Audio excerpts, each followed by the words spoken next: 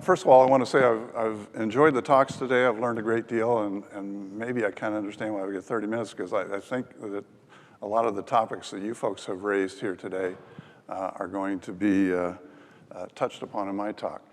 First of all, we have a supreme irony that I'm sure all of you have noticed at one time or another. We live with amazing technological advances, all of which are directly a result of a scientific approach to life, yet we have a lot of resistance out there, topics that many of you have already addressed today. I find it the supreme irony that somebody hops in their GPS-equipped car just to drive down to church so that they can pray to God for rain. It's like, what's wrong with that picture? But apparently people don't see any discrepancies between one aspect of their life and something else. Well, I'm going to argue very briefly that the reason why we have in our midst a great deal of resistance to science, part of it is that science, as you know, will sometimes get in the way of people earning vast sums of money. So you have Rachel Carson, who ran smack dab into the chemical industry. You have, of course, the tobacco industry and science dealing with lung cancer and so forth. So it's easy to point fingers at the big guys who are making tons of money and to understand why they are vehemently anti-science and glad to pull people into the anti-science way of doing things. Less directly concerned with money, but maybe more concerned with individual authority, has to do with, in some cases, fundamentalist religions. Now, I don't want to throw all religious viewpoints into the same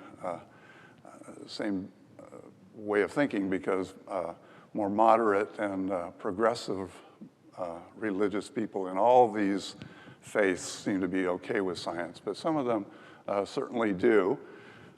We have repressive governmental systems. The Stalinist Minister of Agriculture, Trofim Lysenko, who pretty much single-handedly destroyed the science of genetics in the Soviet Union, not because of religious views, but because genes kind of violated the political ideology that Stalin was interested in promoting. So scientists as a group are a pain in the, fill in whatever part of the anatomy you would like. We cause all kinds of hassles to people whose financial interests or whose authority within some social group might be jeopardized by the nagging facts that scientists are so good at bringing forward. So again, it's pretty easy to point fingers at folks for being anti-scientific because of those sort of personal gains. However, if you think about it, the vast majority of people who, somebody described the combative student who goes in and is exposed to evolution, and by golly, they're going to be against this whole evolution kind of thing. They have no particular financial or personal authority kind of issues with that, but they're still resistant. So why are they ignoring scientific findings? Why aren't they receptive to these kind of ideas? Why don't they like us? That's going to, like, come on, we're nice people here. We don't have horns sprouting out of our heads. We're regular people looking for evidence. So why are so many people anti-scientific? Well, we can go to early childhood and start looking at parental influences. This book by Paul Harris, I think, is really, really interesting. The argument here is fairly simple. I think you will all recognize it.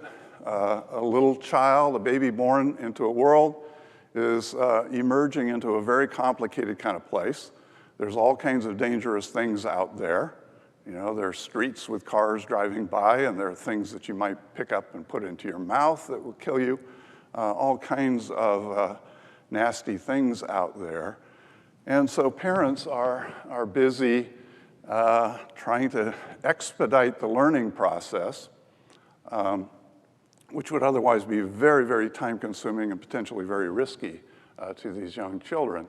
And so Harris takes an evolutionary psychological approach and says, basically, you know, we've got a little learning machine here, folks, that is designed by natural selection to listen to this big person that is around all the time, who happens to have completely congruent interests. You know, the child's psychology has been one of self-preservation. The parent's psychology is to preserve this little person who is the carrier of my genes. So everything is very congruent at that point, okay? So lots of things ranging from the not too controversial examples like language develops this way, but there is a certain continuity in religious beliefs and political ideology and so forth that comes along, I think, through this kind of thing, as well as fear of eight-legged creatures and other sorts of things that might be potentially harmful.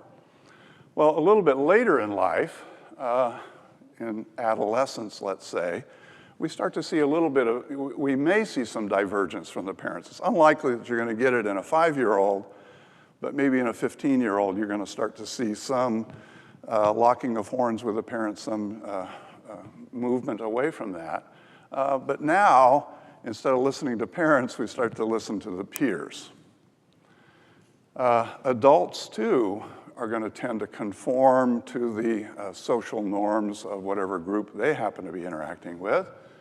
And Edward Wilson has a very nice book out that really details this. And to my surprise, knowing Wilson from a long time ago, he did it kind of an about face and is kind of advocating what we would call a group selection perspective. He argues that groups of people who manage to become more alike, to conform to one another's practices and so forth, are more likely to survive than another group where individuals are much more individualistic, okay?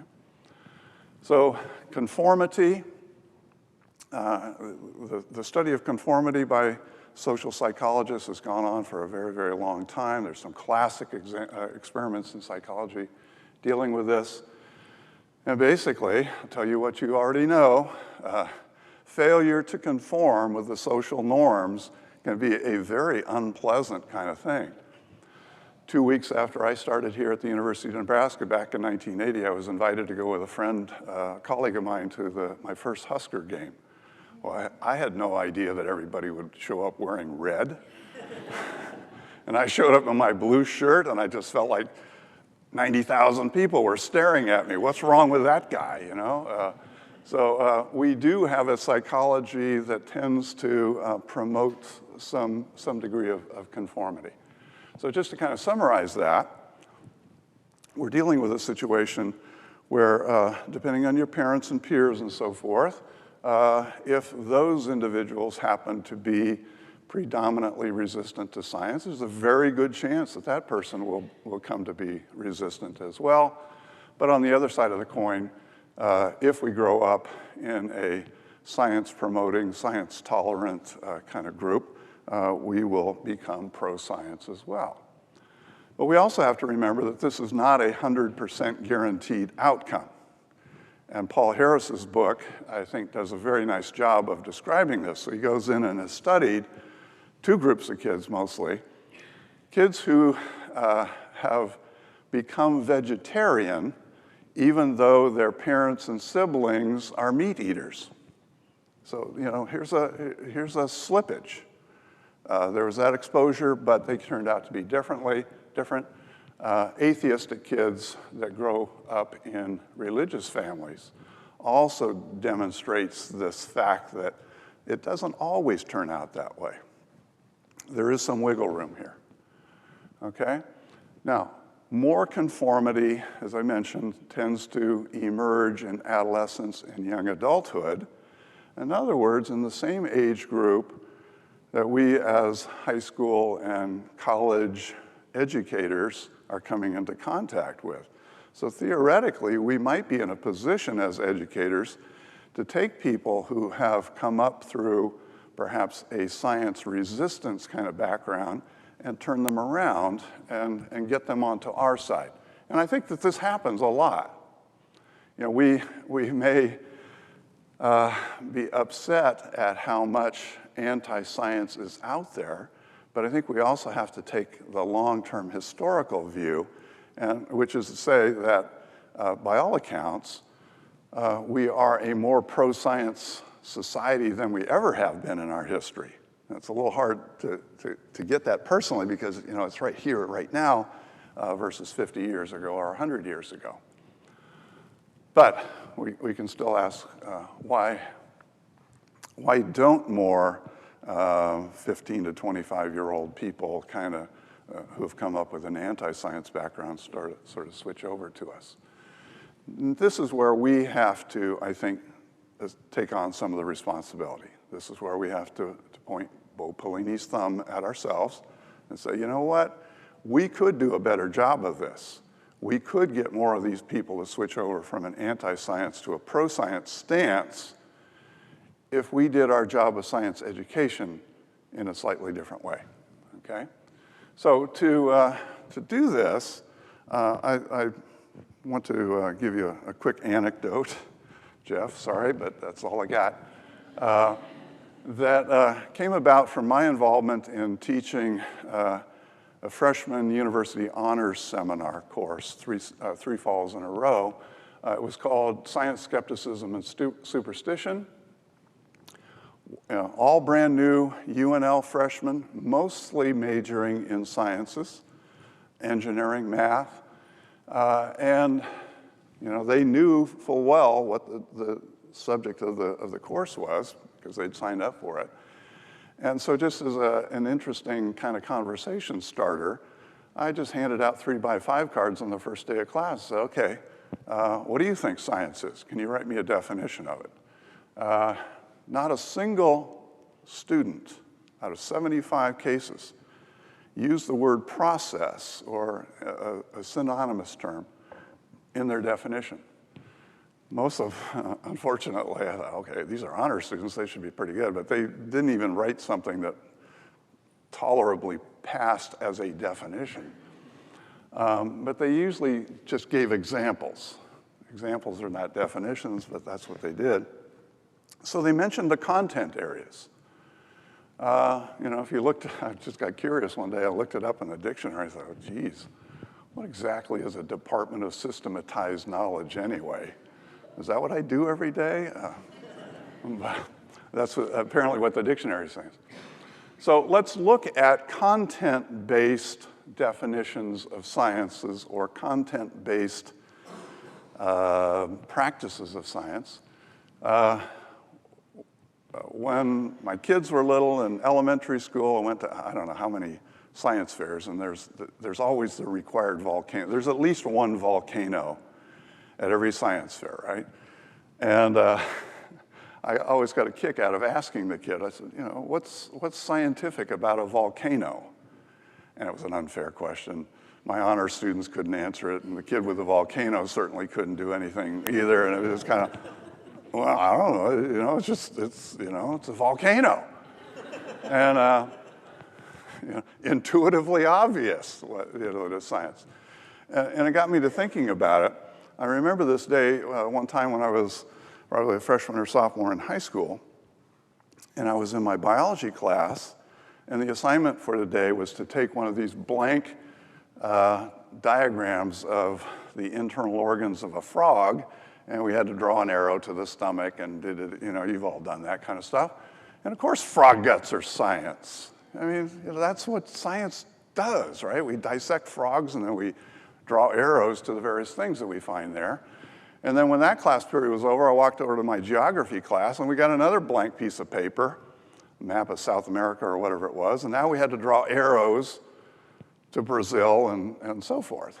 And I thought, it maybe didn't strike me as much then as it did now, but why was the first thing science and the second thing was not? Well, it's because frog guts are biological, they're scientific. Geography is not. So this is a content, the activity was identical, but the content was different, okay? My training is as an animal behaviorist, and I've always been struck over the years why somehow animal behavior is scientific, but human behavior, I'm a psychologist too, human behavior is not, or human bodies are scientific, but human behavior is not, or brains are scientific, but psychology is not. There's all kinds of just weird disconnects here that go on because of this content-biased way of defining science.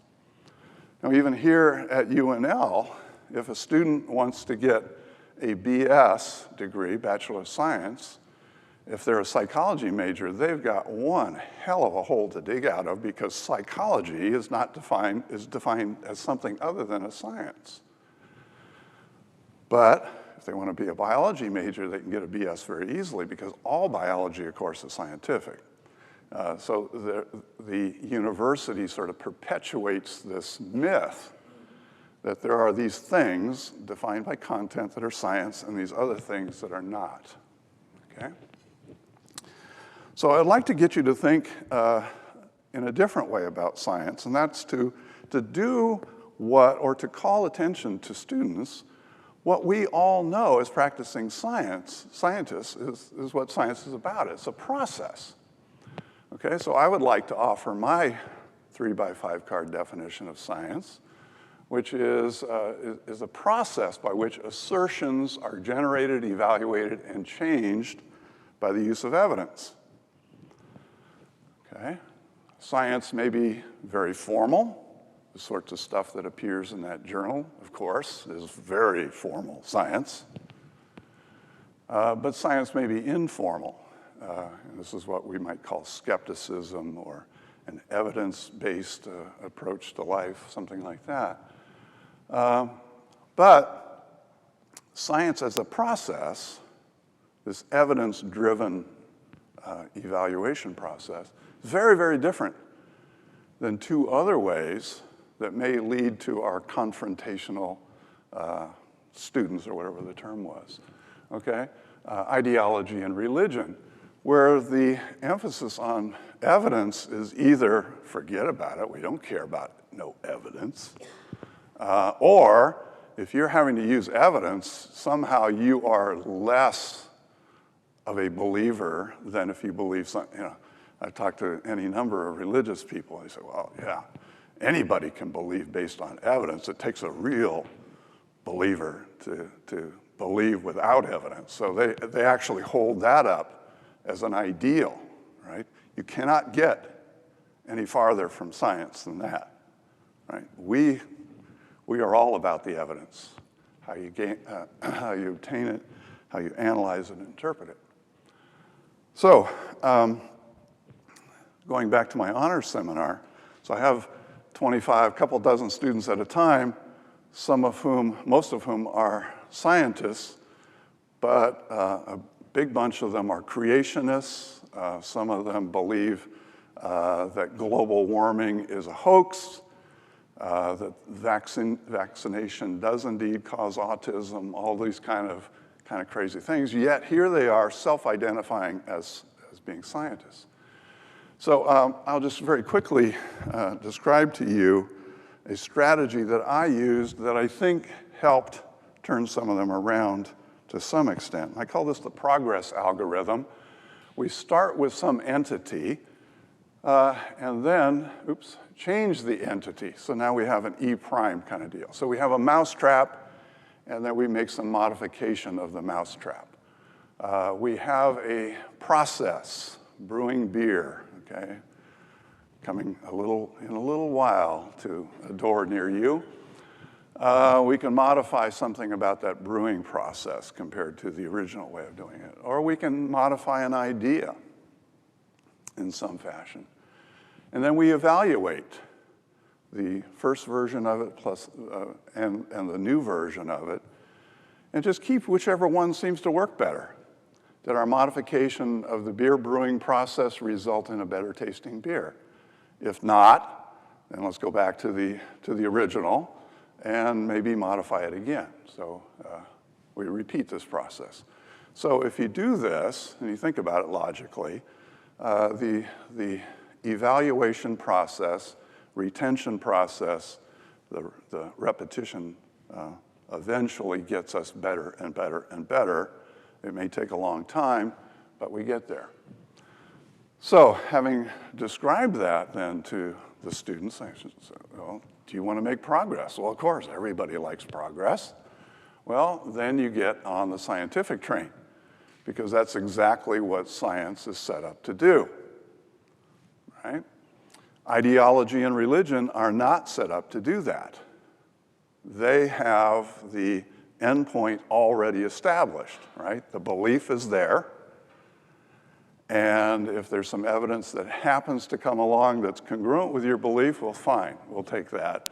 But if evidence comes along that's contradictory, oh, the hell with the evidence, because we already have the belief, for crying out loud, and that's what we're trying to retain. Okay? So ideology and religion tend to be dogmatic, and therefore they tend to be sort of against the idea of progress. Oops. Now, my argument here is that as we teach people about science, if what we do is consistently give them the content message without the underlying methodology, without the process that's involved, then members of the public are going to be sometimes confronted by, here's a claim made by a scientist, here's a claim made by somebody else, but it's not altogether clear which one of those two at face value would be the correct one, okay? That's made worse by the fact that, again, pointing thumbs, sometimes scientists commit fraud, and the anti-scientific public will really pick up on that. So, see, you look at those damn scientists, we can't trust what they say. Can't trust them, you know, they fabricated their data and stuff like that. Or even worse, or maybe, no, not even worse, but equally worse perhaps. They read in the newspaper that a new study published in the Journal of the American Medical Association says that coffee is bad for you. But 2 months ago, there was a study saying that coffee was good for you. And 2 months before that said that coffee doesn't seem to make one iota of difference. And so they see these inconsistencies and they say, well, look, the scientists can't make up their mind. Science must not be a very good process. Just listen to me. I'm Reverend Jones, and so I say such and such. And you know, if you are a scientifically not so well-established person, you're just looking at these things at face value. Yeah, okay, why should I believe one as opposed to the other, okay? My response to that, and I would hope that somehow in our outreach programs and so forth and in our classrooms, that we take some time to show students what the process was that generated these things that we're describing to them. That science as an enterprise is the only thing that is actively encouraging open inquiry. We talked about, somebody was talking earlier about archiving data sources and stuff like that. Science is all about that. It's open. Here's my data. Here, you know, come and analyze it. Take a look at it any way you would like. We encourage replication of experiments. We find inconsistent results, and that drives us forward to figure out what may be responsible for the inconsistency. It's a process that is like no other. Formalized or informalized, this use of evidence to reach conclusions about assertions is a very, very different beast than what we have in any other kind of human enterprise, okay? So a few recommendations that I have for what they're worth. Take a little bit of time to explain the process of science. We're very eager to get onto the results, but we don't often give people a good, clear image of how we know what we know. All right, and that's very important. Emphasize this replication kind of stuff. We know that people are going to make mistakes. Some of them may deliberately mislead us through a fraud-type process. But this idea of open replication is going to eventually get us to a consensus that such and such really is a phenomenon out there. We need to emphasize expertise. And maybe this can come along implicitly and so forth. We all sort of know that if you're having trouble starting your car, you don't call the preacher, all right? Yeah, you talk to the mechanic. The mechanic knows those kinds of things. If you want to know about the world's global temperature kind of stuff, well, then talk to a climatologist, people who know those sorts of things. Because Reverend Jones doesn't know how to fix your engine and doesn't know scientific issues very well. And we should insist, we are the experts in arachnology and climatology and so forth. And yeah, we are the people that you want to come and talk to if you have questions about that particular thing. A politician standing up there has no particular expertise. Let me see here. I think I have one more. Maybe this thing has given up on me. Oh, right at the end. And then finally, I would say, let's get people to think skeptically about the world that they live in. There's all kinds of examples of this. If somebody is arrested for some crime, do we jump to the conclusion that he or she is guilty automatically?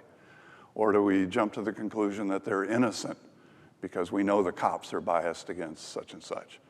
Well, no, let's step back, give it some time, see what the evidence is before we jump to conclusions. That is a very, very difficult thing, as Jeff's talk would indicate, because we come in with preconceived beliefs about how the world is. And I think it does take some additional effort to get people to deliberately be suspect of those built-in biases that we have in our belief system, so that we can allow ourselves the time to ask for and then to evaluate the evidence as it comes in. Okay, that's all I got. We're going to have a quick question and answer period for me and for the other speakers. So let's get on with that phase then. Thank you very much.